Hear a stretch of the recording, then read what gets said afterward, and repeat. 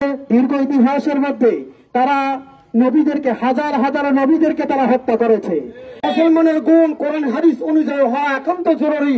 আল্লাহ সম্মানিত মুআজ্জাজ মুহতারাম হাজিরিন, আমরা এই বাংলাদেশ থেকে ইসরায়েলের বিপক্ষে কোন সরাসরি আন্দোলনের মধ্যে অংশগ্রহণ করতে পারতেছি না, কিন্তু আমাদের একটা সুবর্ণ সুযোগ আছে।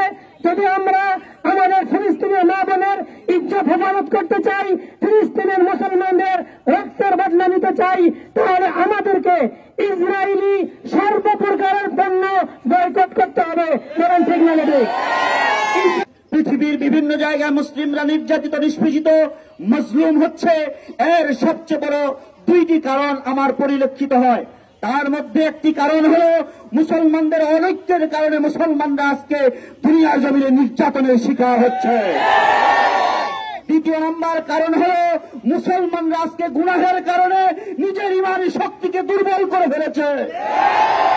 এই দুইটি কারণে গোটা পৃথিবীর মধ্যে যে জায়গায় মুসলমানরা নির্যাতিত হচ্ছে, মাত্র দুইটি কারণ। একটা হলো অনৈক্য, আর একটা হলো গুনাহের দ্বারা নিজের ইমানি শক্তিকে দুর্বল করে ফেলা। সুতরাং আমরা আজকের এই সমাবেশ থেকে আমরা ইসরায়েলের সেই আগ্রাসনের প্রতিবাদ জানানোর পাশাপাশি গোটা পৃথিবীর মুসলিম সমাজকে এই কথার বার্তা দিতে চাই, ওয়াতাসিমু বিহাবলিল্লাহি জামিআন ওয়া লা তাফাররাকু। হে মুসলিম, তোমরা এক হয়ে যাও, তোমাদের অন্তঃকরণে আল্লাহর ইমানের নূর আছে।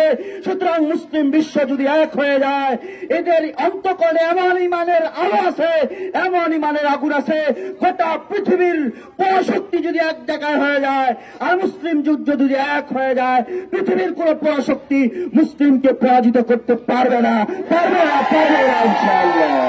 এই ইহুদিদের একটা প্রধান হাতিয়ার, প্রধান কাজ, এদের ধর্ম এটাকে মনে করে সেটা হলো ষড়যন্ত্র। যত গুপ্ত হত্যা এই ইহুদিরা চালু করছে, বিমান হামলা এই ইহুদিরা চালু করছে, মুসলিমদের উপর সহ সমস্ত নিরপরাধ মানুষদের উপর বর্বরতার ইতিহাস এই ইহুদিরা চালু করছে। এজন্য আল্লাহ তাআলা বলতেছেন, যালিকা বিআন্নাহুম কানু ইয়াকফুরুনা বিআয়াতিল্লাহ ওয়া ইয়াকতুলুনা আন-নাবিয়্যিনা বিগাইরিল হক। এরা আল্লাহ তাআলার নিদর্শনগুলোকে অস্বীকার করছে। যেটা ইহুদিদের পণ্য সেটাই বয়কট। বিষ খাবো, ইহুদিদের পণ্য খাবো না, ভুলেও খাবো না, ভুলেও খাবো না। আল্লাহু আকবার।